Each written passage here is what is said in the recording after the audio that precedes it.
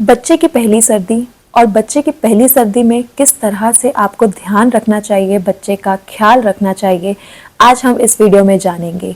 तो सर्दियों का समय आ चुका है और अगर आपके घर में न्यूबॉर्न बेबी है या फिर आपके घर में 6 महीने से छोटा बच्चा है तो उसकी पहली सर्दी बहुत ज़्यादा हमें सेफ, बहुत प्रिकॉशन के साथ हमें उसकी सर्दी को क्रॉस करना होता है। यहाँ पर हम जानेंगे कि छोटे बच्चे का किस तरह से आपको सर्दियों में ख्याल रखना चाहिए ताकि उसको ठंड ना लगे, ताकि वो बहुत अच्छे से अपना विंटर टाइम क्रॉस कर ले और उसको कोई भी जुकाम, सर्दी, खांसी, बलगम, कफ कुछ भी ना हो। तो कैसे उनका ध्यान रखना है, आज हम इस पे बात करेंगे। और ये सारी चीज़ें जो मैं आपको बताऊंगी ये मैंने अपने बच्चे पर भी इस्तेमाल करी थी जब वो 6 महीने से कम की थी और इस टाइम पे उसको विंटर्स में बिल्कुल भी कोई भी तकलीफ टचवुड नहीं हुई थी। तो आज मैं आपको बताती हूँ ऐसे ही कुछ चीज़ें अगर आप अपने बच्चे का करेंगे तो आपका बच्चा बिल्कुल स्वस्थ और हेल्दी रहेगा पूरे विंटर में। तो अगर आपको ऐसी इन्फॉर्मेटिव वीडियोस और चाहिए तो आप मेरे चैनल को सब्सक्राइब कर सकते हैं और बेल आइकन पे भी क्लिक कर सकते हैं ताकि कोई भी नोटिफिकेशन वीडियो की आएगी वो सबसे पहले आपके पास आएगी और आप उसे देख पाएंगे। तो अगर आपको वीडियो अच्छी लगेगी तो वीडियो को एक थम्स अप ज़रूर दे दीजिएगा। तो चलिए शुरू करते हैं न्यू मॉमीज़। तो सबसे पहली चीज़ जो होती है वो है बच्चे को क्लोथिंग। बच्चे को कितनी लेयर ऑफ कपड़े पहनाने चाहिए। बच्चे को कपड़े पहनाने में माएँ बहुत कंफ्यूज होती हैं। उनको लगता है जब बहुत ज़्यादा ठंड है तो मोटे मोटे कपड़े पहना दीजिए, तो बच्चे इसमें बहुत ज़्यादा इरिटेट होने लगते हैं। ऐसा बिल्कुल भी नहीं करना है। बच्चे को आप लेयर्स में कपड़े पहनाइए। सबसे पहले आपको नॉर्मल कॉटन की बनियाइन पहनानी होती है, उसके बाद आप थर्मल्स का यूज़ कर सकते हैं। मोस्टली कोशिश करिए जब ज़्यादा विंटर्स है तो हाईनेक थर्मल्स आते हैं वो पहनाइए। उससे क्या होगा कि बच्चे का गला भी ढका रहेगा और बच्चे को कोई तकलीफ़ नहीं होगी। तो वो करने के बाद आप उसके ऊपर एक स्वेटर डाल सकते हैं अकॉर्डिंग टू जिस तरह से वेदर है। अगर बहुत ज़्यादा ठंड है तो आप थोड़ा सा मोटा लेयर ऑफ क्लोथिंग डाल दीजिए।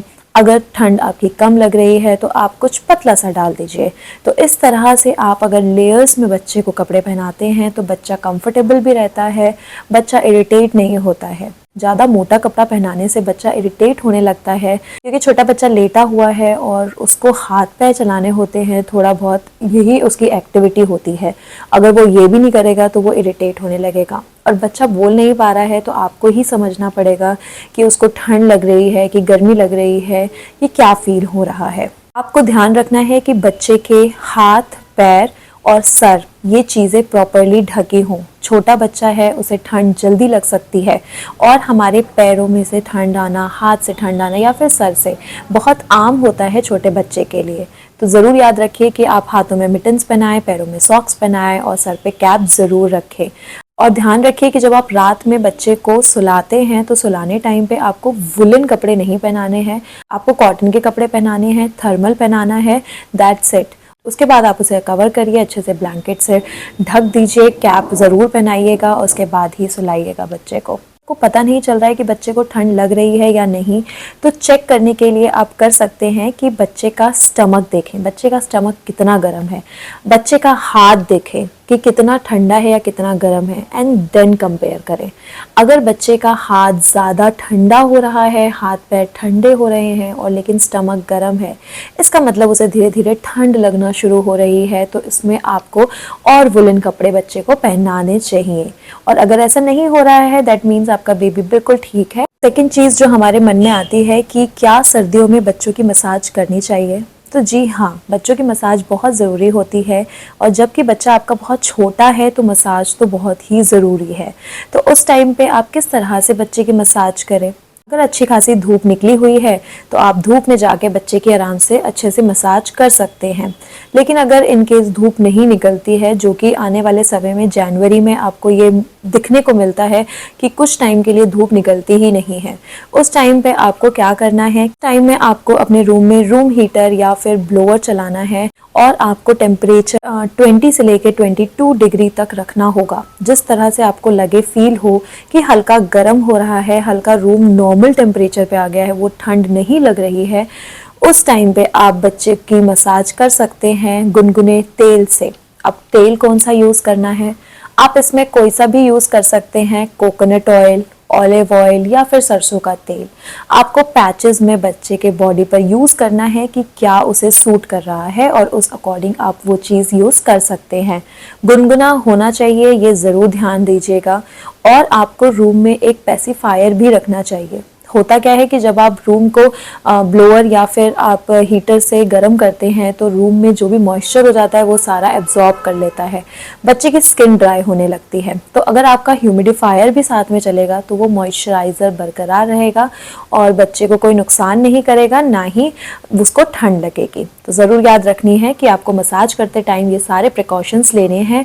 और अगर आप तेल यूज़ कर रहे हैं, मान लीजिए अगर सरसों का तेल आप ले रहे हैं तो उसको एक गरम तेल बना लीजिए, जैसे कि उसमें आप सरसों को पका लीजिए, जिसमें आप लहसुन डाल दीजिए, अजवाइन डाल दीजिए, अच्छे से पकाकर एक छान कर एक अच्छा तेल बना लीजिए। वो गरम तेल बच्चे के शरीर पर जब लगेगा तो बच्चे का शरीर और हीट प्रोड्यूस करेगा, उसको गर्मी अच्छी महसूस होगी, जो कि बहुत अच्छा है बच्चे के लिए विंटर्स में।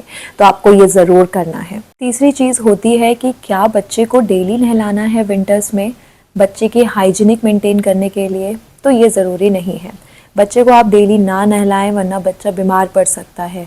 आपको बच्चे को 1 से 2 दिन के बाद ही नहलाना है। अगर धूप निकल रही है तो कोशिश करें कि धूप में ही बच्चे को नहलाएं, वहाँ पर ही मालिश करें, वहीं पे नहला दें थोड़ी देर के बाद और फिर उसे अच्छे से कपड़े में रैप करके ले आए। और अगर आपकी धूप नहीं निकल रही है तो कोशिश करें कि आप गुनगुने पानी से बच्चे को वाइप ऑफ कर दें। वाइप से पूरा अच्छे से आप बच्चे का बॉडी पोंछ दें, क्लीन कर दें। वो भी काफ़ी हद तक नहाने के लगभग ही होता है। तो आपको ये चीज़ ज़रूर करनी है ताकि बच्चा बिल्कुल हाइजीनिक मेंटेन करके रहे, बच्चे को भी फ्रेशनेस फील होगी, बच्चा भी अच्छा फील करेगा। तो आपको ये चीज़ ज़रूर करनी है नहलाने के समय पर। अगली चीज़ हमारे मन में जो क्वेश्चन आता है कि क्या बच्चे को धूप में दिन भर रखना होता है सर्दियों में? तो नहीं, बच्चे का स्किन टोन चेंज हो सकता है अगर आप उसे दिन भर रखेंगे सर्दियों में बाहर। तो आपको ध्यान रखना है कि बच्चे को सुबह 7 बजे से लेकर 9 बजे वाली धूप बेहद ज़रूरी होती है, उसकी बोन स्ट्रॉन्ग होने के लिए, विटामिन डी उसको प्रोवाइड करने के लिए, और बच्चा स्ट्रॉन्ग और एक्टिव रहता है अगर बच्चे का अच्छे से उसको सुबह की मॉर्निंग धूप मिल जाती है। तो आपको 7 से 9 बजे की धूप दिलानी है और बस आपको जब मालिश करेंगे उस टाइम पे थोड़ी सी धूप रहे। उसके बाद आपको बच्चे को धूप में नहीं बैठाना है ज़्यादा टाइम तक, वरना स्किन टोन चेंज होने के चांसेस भी बढ़ जाते हैं। चीज़ होती है कि क्या छोटे बच्चे को पानी पिलाना है विंटर्स में? पानी की कमी तो नहीं होगी बॉडी में? तो नहीं, आपको अगर आप मदर फीड कराती हैं तो आप मदर फीड 2 आवर्स में अपने बेबी का कराएंगे और आपको इससे बच्चे को आयरन मिलेगा, बच्चा कैल्शियम एब्जॉर्ब करेगा और बच्चा अच्छा एनर्जेटिक भी फील करेगा। इससे बच्चे को काफ़ी हद तक वार्मथ भी मिलती है, क्योंकि जो माँ का दूध होता है वो काफ़ी गुनगुना होता है और उसके बच्चे के लिए काफ़ी फ़ायदेमंद भी होता है। तो आप ज़रूर ध्यान दीजिए, अगर आप मदर हैं, अगर आप फीड करा रही हैं तो आप कोशिश करिए कि गर्म चीज़ों का इस्तेमाल करें अपने खाने में। अगर आप गर्म चीज़ों का इस्तेमाल खाएंगी तो इसके वजह से बच्चे को भी प्रोवाइड होंगे वो सारे न्यूट्रिशन मिल्क के थ्रू। तो आपको ज़रूर ध्यान रखना है कि आप अपना भी ध्यान रखें अपने बच्चे के साथ। नेक्स्ट चीज़ जो आपको ध्यान रखनी है वो है कि जब भी आप बच्चे को सुलाएं, आप बेड पर कॉटन के बिस्तर पर ना सुलाएं। आप नीचे एक अच्छा मोटा गरम कुछ आप चादर रख दें या फिर बच्चे का ब्लैंकेट आता है मिनी, वो आपको रखना है और बच्चे को ऊपर से भी अच्छे से कवर करना है। और सॉक्स, मिटन्स और कैप तो आपको ज़रूर पहनानी ही है। तो ऐसा आप करेंगे तो बच्चे को रात में ठंड लगने के चांसेस भी नहीं होते हैं, क्योंकि बच्चा करवट लेता है, चेंज करता है और बिल्कुल पॉसिबल नहीं हो पाता है कि आप रात में बिल्कुल देख पाएँ बच्चे को। इस वजह से आपको ज़रूर याद रखना है कि आप बच्चे को अच्छे से कवर अप करके ही सुलाएं। अगर आप कहीं जाना चाहते हैं घूमने के लिए तो कोशिश करें कि अर्ली मॉर्निंग या फिर इवनिंग में अवॉइड करें। छोटे बच्चे में इम्यूनिटी कम होती है और अगर आप बाहर लेके जाएंगे और ठंडी हवा अगर उनके नाक में घुस गई तो वो भी आपके बच्चे के लिए काफ़ी डिफ़िकल्ट हो जाएगी, तबीयत ख़राब कर सकता है आपके बच्चे का। तो इसके लिए ज़रूर ध्यान दीजिए कि आप सुबह या शाम को अवॉइड करें। हो सके अगर आपको इमरजेंसी है तो आप दोपहर में जाइए और बच्चे के लिए जितना हो सके बाहर अवॉइड करें इस टाइम पर। जितना हो सके उसकी एक्टिविटीज़ बढ़ा दीजिए। अगर वो बेड पर ही कुछ ना कुछ कर रहे हैं तो वो करने दीजिए।